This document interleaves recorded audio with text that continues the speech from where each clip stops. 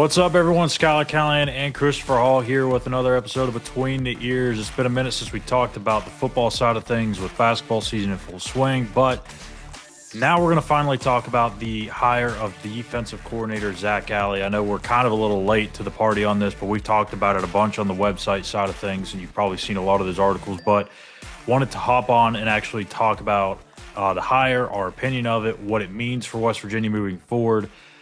So, Chris, just go ahead and just give me your initial thoughts on the hire and what your thoughts were when it first went down. Obviously, like everybody else, like the hire, but skeptically optimistic, I guess you could say. Hasn't been at one spot long enough. Although everywhere he's been, he's had immediate turnaround. So I think obviously that's my reason for optimism. But again, he hasn't been around long enough, and we've talked about the Big 12, the coaching in this league, and you can have a hot year. We go back to Sonny Dykes, right? He took over for Gary Patterson, had that incredible year, went to the national championship, but everybody kind of caught up with him. Iowa State had an innovative defense with the air raid. Everyone had to kind of change because everybody, copycat world we live in when it comes to college football. So when you kind of look at what they were doing, everybody else started doing it. So the offenses had to assimilate. So it's really for me with him right now is what's his defense look like in 3 years, in 4 years? What's his team look like in 3 and 4 years? He's Assuming he's very still there. right, assuming that someone else doesn't poach him. Now they did poach him from Oklahoma, and that does look good. But he was a co-defensive coordinator living under the shadow of Brent Venables.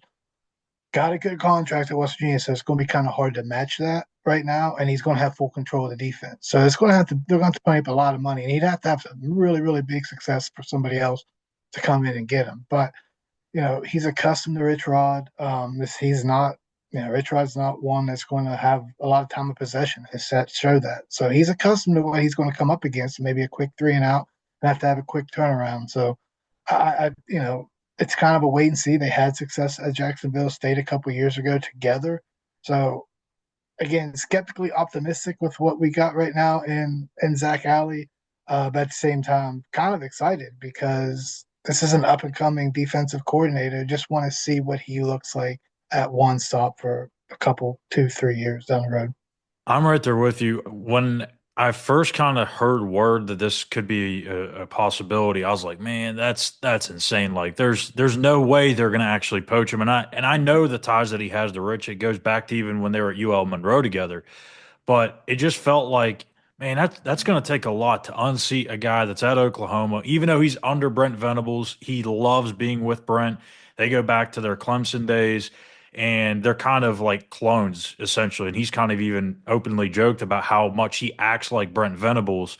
But yeah, to be able to get him out from an SEC DC job, even though it was a co-defensive coordinator job, that says a lot about West Virginia. It says a lot about maybe the resources that are now finally in place for Rich to take this program to the next level. My concern isn't really what's going to happen on the field as much as it is what could happen off of it, because in the next couple of years, if Zach has really good, a ton of success in these next, say, these first 2 years at West Virginia, I don't know if another team's going to come poach him as their next DC. He may be getting head coaching offers. We're talking about a guy that's 30 years old, going on 31, and if he's already had two Power Four DC jobs, living under Brent Venables, coaching under Rich Rodriguez or with Rodriguez, and they have success, some school out there is going to roll the dice. Even if it's a group of five school, somebody's going to look at that and say, man, look at this kid's resume. He's in his early 30s. He's already had a ton of success. Let's give him a shot to be a head coach. I think that could be a really strong possibility as well. Yeah, it could be, but again, he's going to have a lot of success. He's going to have to show, swing his weight in recruiting. Did a lot of reading on Oklahoma when he got hired, and obviously the media is stunned. But it Yeah. seemed that he wasn't a big heavy hitter in recruiting, so he's going to have to probably start swinging his weight there a little bit. Um, but yeah, it just comes down to me. You know, will he have the success on the field? Can he bring in NFL talent to West Virginia? Of course, NIL will have to, you know, pull its weight in there as well. But retaining, sending guys to the league, and that side of the ball really hasn't been a problem with this program sending guys to the NFL. I mean, you go down every head coach throughout, they've sent offensive linemen and defensive guys.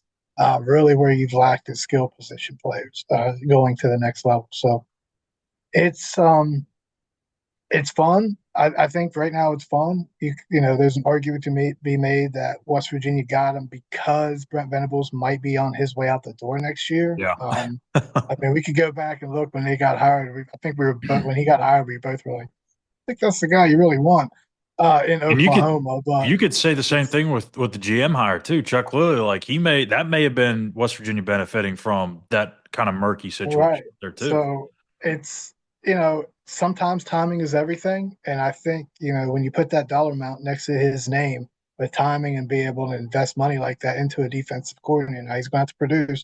I think a lot of things just may lined up for West Virginia. Of course, I don't want to get overly optimistic with what's happening in Morgantown right now. They still got to do it on the field. Everyone was excited about Neil Brown. Everyone was excited about Dana Holgorsen, but we all know how that kind of ended in their tenure in Morgantown. So Rich Rod's got a lot to prove, really, in my eyes. As to why he left, it's kind of to me underperformed in some areas in Morgantown. But I think with the right, when you're investing in guys like Zac Alley and you're bringing back some old West Virginia guys to really build the culture that you're looking at, it's really no matter what rules they put in place for the offense to make it easier for offense. Anything that they do like that regarding on-field play, defense at the end is going to win championships. And when those fourth quarter moments come and you need that stop, hopefully Alley's the guy for it. I know this is not really pertaining to Allie, but you made me just think of something. It's kind of weird to think that really the last four head coaches at West Virginia have not had a very nice send off. It's kind of ended sourly. I mean, really, And Nealon was really ended five. sourly. Yeah. Yeah, I think every coach at West Virginia. I mean, I don't know who went out on top. Who went out on a good note, right? I mean, Like even on the basketball side, Beeline, Huggins, like it's it, all ended not great. And I guess you could make Beeline, I the wouldn't argument say how many of Beeline them wasn't actually bad. do end in a good way, not just in West Virginia, but most of the time, if you're getting a new coach, it's because he's getting fired for some reason or whatever. He leaves for another job. But I mean, they just haven't had that I mean, they had the chance with Huggins on the basketball side. Like you would have had the perfect send off. You go things into the right way, and then we all know how that ended. But yeah, I mean, I can't think of another coach at West Virginia that's had that. I mean, Maisie, that's probably the only one. Yeah, Maisie's probably, and you probably got Izzo Brown going out in the Assuming, right way. yeah. So, not saying that she's on her way out the door by any imagination, but I would say Maisie. I mean, yeah, for the most part, I think he went under out his own terms and went out a winner. Did something the Yeah. program had done. So, yeah, you'd have to look at Maisie. But as far as basketball, you could say Beeline wasn't bad. I mean, he left for another job, but it wasn't in the middle of the It night wasn't or as anything. It wasn't scandalous. And then you got no. in Huggins. So it wasn't like he left West Virginia bare. He did West Virginia wrong. There were still good players in the program. He was building a good program while he was here. So I wouldn't necessarily say I Beeline think was the a fact that bad that decision. happened right after Rich Rod was probably the only reason it got maybe as I don't know ridiculous as it did. But and the fact that it was the same school, but if it was a different school or different year, I think it might be perceived a little differently. But Yeah, probably. anyways, back to Zach Alley. I want to go and look at his numbers here from Oklahoma. Again, just 1 year there, but when I wrote the article, I was trying to find things that Oklahoma did poorly and did better in, and really it was up and down the board statistically. Now, 2023, you could say that the bar was set pretty low for this season because their defense was atrociously bad in 2023. They were 60th in total defense.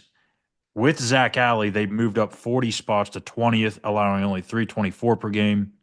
Against the pass, they were 100th the year before him, 63rd this season. Against the run was where they made their biggest difference. They were 42nd last year, all the way up to 11th. They only allowed 105 yards per game this year. And then scoring wise, not too far difference there, but in terms of only allowing 1.2 points less per game, but it is up 10 spots. So across the board, they made a ton of improvements. And I think some of that is just having a different set of eyes in the building because Brent Venables was obviously calling the shots defensively. He had a lot on his plate. The fact that he could give up some of that responsibility to Zach, somebody that he trusted, I think did them a lot of good. But he's a really good coordinator, man. Like I talked to John Hoover, our Oklahoma publisher on SI, had nothing but great words to say about him. And I've talked to Jed, obviously, on In the Gun about it. And the way he operates his defense, I think, is really going to fit well with what Rich does offensively because it's catered to be a defense for that style of offense, if that makes sense. Yeah, and I think it just. I mean, you go back to Jacksonville. I mean, like I said, go back to Louisiana Monroe. Everywhere he's went, he's completely flipped the script for that defense. So yeah, it's just again, it's a matter of sustaining it, right? Like we need to see Yeah. him somewhere 2 3 years. It's definitely exciting because you want a young, fresh mind, right? This is a new age in college football. There's different offenses doing different things. I mean, one point you basically had the I formation and shotgun. That was not that long ago. Rich Rod What's brought the in I a formation? new offense. That thing's Rich Rod extinct. brings in a new offense to college football. Of course, there's some argument about who did the read option, but I would say Rich Rod is really what brought it to light. So it's um it's a different game. I think this fact that there's a youth in there and that they're innovative, it bodes it's really in the right direction, especially for a defense that struggled for quite some. I mean, when's the last time there's really been a dominating defense? Kneeling? I'm saying dominating. At West Virginia? Like they were the number one defense in '96. I Yeah. don't think they've sniffed that I mean, since even Nealon's left. the COVID defense that ranks so highly up there, they were good statistically, but I think some of that was skewed. The competition wasn't great that year. And number two, you had the COVID thing, so it was like week in, week out, you weren't sure if you were playing. You only had 10 games. And I just didn't feel like they were dominant that year. Like, I mean, they were good, but Yeah, it's not there's like been they some were. good defense. There was some okay defenses and some good defenses when Castile was running under Rod, but when you needed that, they were always undersized. And I think that's always the concern with the West Virginia defense. It's been that concern for quite some time. That Size bigger and depth. teams could come in and just lean on that defense. And if you're not holding the ball, the defense is going to get worn out. So, yeah, I mean, that's always the hesitation. You got to get some big guys in here. They've got some big defensive linemen. And, again, I have my reservations about this whole thing right now, and I'm not going to get completely optimistic on this. Got to see it. And again, we're not going to know. We're going to do a ton of episodes by the time. What is it? Robert Morris's game one this Yeah. year. Coincidentally, Rich Rod gets a nice little break from all the nonsense that's going on in openers the last handful of years or so. But um, Pitt may not be a barometer, but once you get a Big 12, that's where it all matters because that's your competition week in, week out. It's not the same as it was a few years ago, but that's still not an easy schedule. I think bowls have kind of shown that this year that the Big 12 is a lot better than perceived. So we'll kind of see how it all plays out here in this coming season.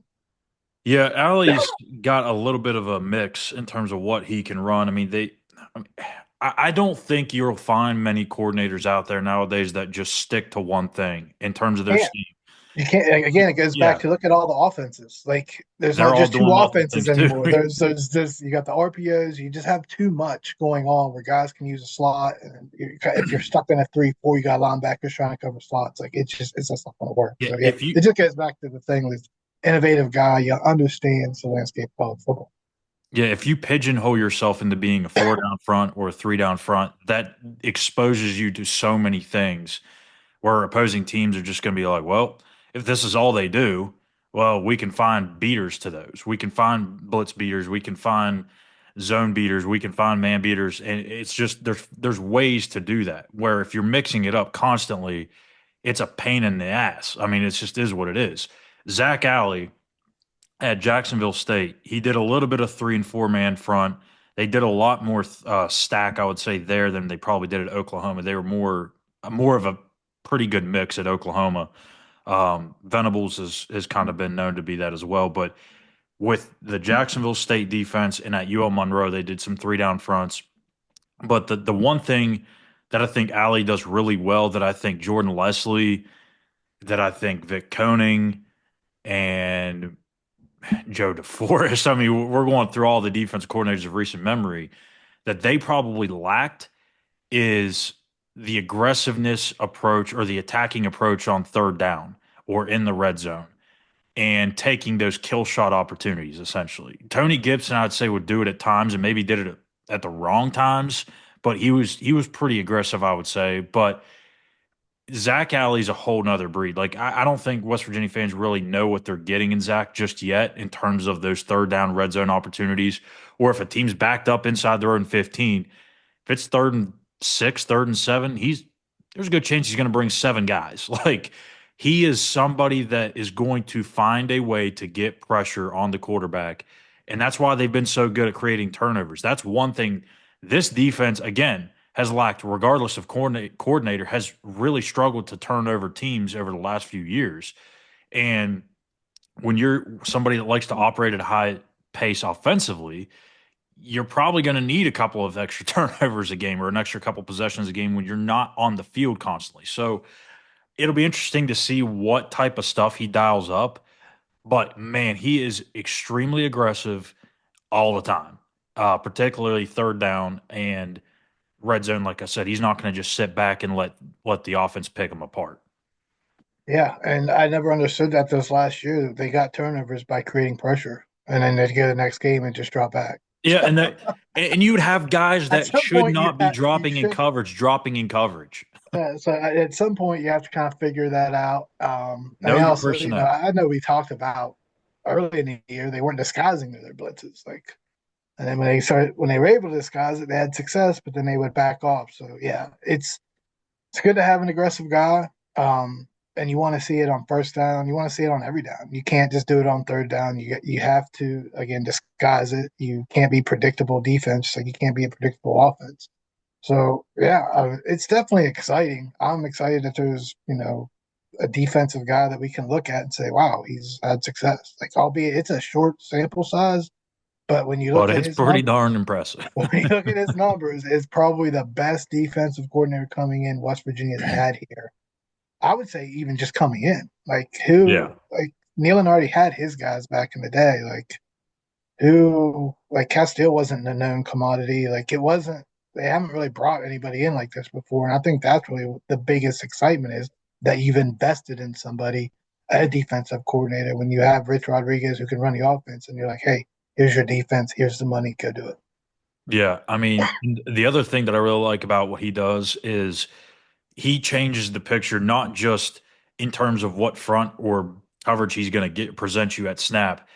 If you watch some of his games, really at Oklahoma, he did it at some at Jacksonville State too, but really at Oklahoma, I went back and watched a couple of their games.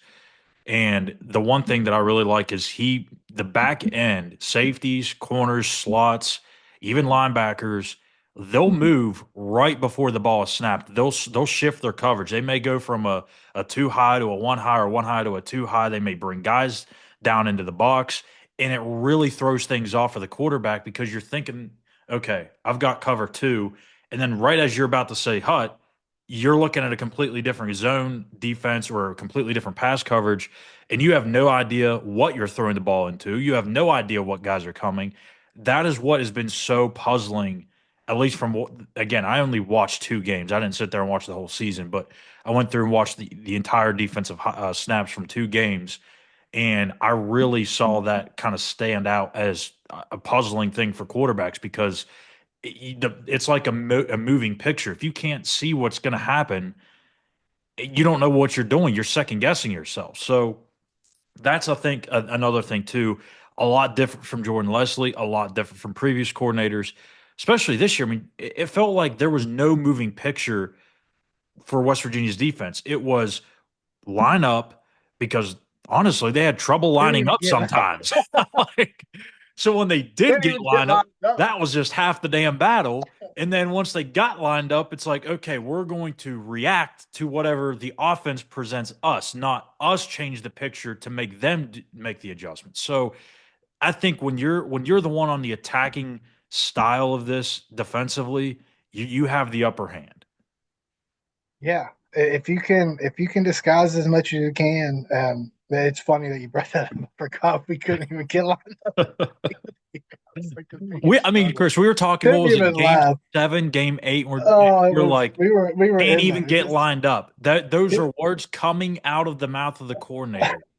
can't even get lined up. So yeah, yeah. I haven't, like you, I haven't went back to a lot of watched a lot. We're going, you're going to face teams that's fast paced. How does he handle, um, those teams that are just going to go get lined up real fast?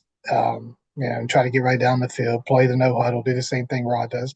Again, they should be accustomed to it, but this team, previous team, should have been accustomed to it because they were running it at times as well. So yeah, again, I think it just goes back to, I don't, yes, he's lived under Venables' shadow, but he was at Jacksonville State with Rich Rod, and he turned that defense right around. Of Ken, that's Jacksonville State. It's not the SEC, the Big 12, and we can make excuses like, yeah, he did whatever. But from my understanding, he was calling plays at Oklahoma. So yes, Oh yeah, yeah. Venables had his fingerprints on it, but when you're calling the plays, it's your defense. That's huge. And he obviously had a big hand in the game plan. And like you said, if they can disguise their passing coverages, now I'm not saying the SEC is above and beyond the Big 12, but you do have a lot of good quarterbacks that understand what's going on there. Yes, they struggled, Oklahoma overall, but it wasn't because of the defense. I mean, you just gave the numbers. It had nothing to do with the defense. Yeah, I've talked about it here a lot. Sometimes the best defense is a good offense. You got to put points on the board and help your defense. So I yeah. think that's where those two can, him and Rich Rod can coexist. Obviously, you can't, we've talked about this many times. You're not going to have your offense like we talked about early in the year, right? Offense wasn't producing early enough, and that kind of left the defense in the box. We knew the defense wasn't going to be that great start to the year. Well, they turned out not to be great all year long, but that front ended up being better than they thought. They just could never put it together for whatever reason with the back end of it. So I'm curious, when can that defense, of course, timing is everything on who you're playing, how you're playing, but can that defense win them a game? And I Yeah. think that's what you're going to need.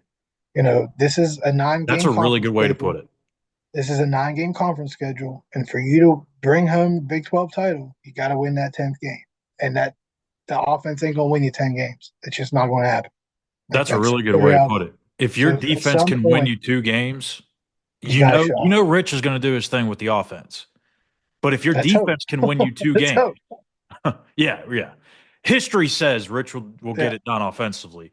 But if your defense can win you 2 league games, that might be the difference in you being a contender in the Big 12, even as much as in year And one. you would assume if they can do it in the regular season twice, because when it gets to that Big 12 championship, you're going Yeah. to need a stop. You're going to have to either get a stop from them to tie in the game or getting the go ahead touchdown or a field goal. Like, Because can't let them as we drive the know, field. offenses aren't going to show up every single week in college No, football. and defenses aren't either. That's No. just the way it is. This If is why everyone they had talk about the complementary football, that cliche coaching look, thing. there was only one Nick Saban, right? Like, he Yeah. could masterfully do what he did. Kirby Smart's had his little run. I think everything's starting to balance out with how everything outside the field's kind of been going. But yeah, I think again, if you can get those couple wins, whether it's a turnover late, of course, had that. I think that was last year they got a turnover late, maybe the year before. Defense was so bad the last couple of years; it's kind of hard to remember. I think Not you'd very many turnovers anyway. be better at remembering some of the highlights. But yeah, if the offense is doing its thing like we think it should, and I'm not saying they're going to go score 50 points in a game. That's not realistic. But if the offense can do what it's supposed to do, and of course they're going to have their stumbles, and there's going to be games where they have turnovers. But if the defense can, get you the ball back, get you some turnovers, get you some stops, win the field position in those games, then you got a shot. Yeah. So we've talked about what he can do in terms of his, just statistically what they've done, what he looks like as a coordinator. Now the question is, how fast can this defense get turned around? Because in some ways, I kind of like to talk about the basketball team and how quickly that Darren's got that thing turned around. I understand it's much easier to turn around a team where you really only have to worry about trying to get 8, 9, 10 guys versus, I mean, just on the defense side of the 50, ball, yeah, that many 50 on a guys football team on one easily. page. But you sit back and you think like this floored me the other day because I guess it was just so long of a season last year. I just wanted to burn it and not even think about it. But when you go back to last year's basketball schedule, lost to Monmouth, lost to Radford, barely beat Bellarmine, barely beat Drexel. I mean, it was god awful. And all of a sudden, 1 year later, Darren DeVries has knocked off Gonzaga, Kansas at Kansas, and Arizona. Now, I get Arizona got one back, but still, the fact that you won 3 games against those 3 programs says a lot that what you can do in one offseason. Defensively for West Virginia's football team, they're going to have to live through the portal. Well, I guess the whole team really, both sides of the ball, they're living through the portal. If you look at our transfer portal list of guys that they've added, I mean, it's like this long now. I mean, I'm having to almost create a second or third paragraph for this thing. But defensively, I think you can. There's ways that you can make this thing work quicker than maybe you can offensively through the portal. I think if you have so much turnover offensively, which West Virginia does offensively, I think that's much harder to do and much harder to turn around than it is defensively. But I like the guys that they're landing in the portal. They're going to go heavily on secondary guys. It's not to say they're not putting a value in defensive linemen or linebackers, but they understand that this is a throwing game now. Zac Alley especially understands that. And if you just look at the defensive backs they're getting in the portal, the guys that they're bringing back, I'm not saying that they can be a top 5 defense in the Big 12, but top half of the league, I think, is a respectable goal for them or a reachable goal for year one. Yeah, I mean, one of the biggest reasons DeVries is having success is these guys have bought in, and he wouldn't identify guys. I mean, yes, Fu is a guy that played, right? Like Yeah. obviously his son Tucker. So I mean, he wouldn't identify guys, whether it was based on personality, work ethic, everything else, and that's what's going to happen with football. But like you mentioned, like just the defensive Get out side of that alone, hard edge. you're going to have 30 guys buy in essentially because you got too deep. That's 22. There's going to guys get injured. Someone's going to have to fill in that back end, right? And that second spot. So it's not just a matter of, well, you got this guy, got that, or they bought in. Are they coming in? Are they going to pout if they don't get to start game one? Or are they going to keep competing? Are Yeah. they going to pout when they get yelled at? Or are they going to go keep compete? So have they identified those guys? We'll find out. You know what I mean? Like we may find out who's still with them by the end of spring and maybe by the end of fall camp, because that's going to be the barometer for this team year one. I mean, Rich Rod brought what was it 64 guys to Jacksonville State last year? It Something was crazy, something ridiculous, crazy, and they it was a finally lot. got that thing going in conference play. Probably expect that this year. I mean, granted, the schedule's a lot easier to start this season, um, but you know, if you're struggling to get guys buy in, that at Ohio game looks kind of A little whoop. scary, a little tricky. You know, so yeah, it's we're just living in an era now that it's year to year. We heard Neil Brown talk about it. We've heard a lot of I coaches mean, talk about it. Everything's year to year right now. So it's really about identifying guys that I don't know if they've had the privilege really to sit down and be like, all right, what's your thought process, right? yeah. Because they've had to bring them in, hired in less than a month. They have to come in for winter workouts. So it really, and that's where you start buying in. That's where the culture is started. And they have some guys left over that's been with Mike Joseph and understand the culture that, Rich Rod's culture isn't far off from Mike Joseph's. It's the same thing. But getting these guys in here and understanding that, hey, you may not start game one, but you're going to continue to compete. That's where it's going to matter. And that's what's going to be interesting because it's the motivation of these coaches. They've got some young coaches as well to say, hey, may not be working for you today, but you keep doing these steps. And if they see that success, then you start to get everybody to start to believe with it without the whole program. I mean, hell, Chris, like I don't even know if it's year to year now. Like it's getting to the point, I think it's semester by semester because, and I'm not saying this is an ideal way to approach things, but you could probably call somebody up in the portal and say, hey, obviously you need a home. You've got some other opportunities out there, but hey, if you come here and compete and you find your way into the two deep, you can play. And you may say, "Hey, we've got this opportunity for you. Come play and come basically take a tryout with us in spring ball. And if it works, it works. If it doesn't, you can hop right back in the portal and find somewhere else to play by fall." I'm not saying that there's going to be guys that will do that, but somebody out there is going to do that. They're going to go somewhere and transfer, whether that's West Virginia or wherever. They'll go somewhere after the end of the season, go in the portal, land somewhere, play somewhere, spring ball somewhere, and then hop in the portal again if they don't get into the two deep there at the end of spring and find somewhere else to play by fall. That's going to happen. So when you look at some of these guys that are, being brought in from either the D2 level or JUCO or whatever, and you're freaking out about it, I'm just saying that's a possibility, number one. But number two, you got to have countless guys be in the mix. I mean, you have to take a lot of hacks at the plate. This is not going, and I've said this before, this isn't going to be the best transfer portal class Rich Rod's going to have because he has to fill out so many spots. He just got to keep swinging. Like, hopefully, you get a couple of singles, you get a couple of doubles, maybe you get one or two home runs, but you've got to have a lot of hits. And I don't know what the batting average has got to be, but you have so many opportunities to hit or bring guys in through the portal. From here on out, you're probably only going to bring in fewer, each year you're going to have fewer guys that you're going to bring in through the portal. That's the plan. And hopefully, as those portal classes shrink, the better hitting percentage you have, the more that you can go and go after those top tier guys in the portal, the more you can offer those top tier guys in the portal. But right now, you have to. I mean, you saw how bad the defensive secondary was last year. Rich Rod saw it too. Zac Alley saw it too.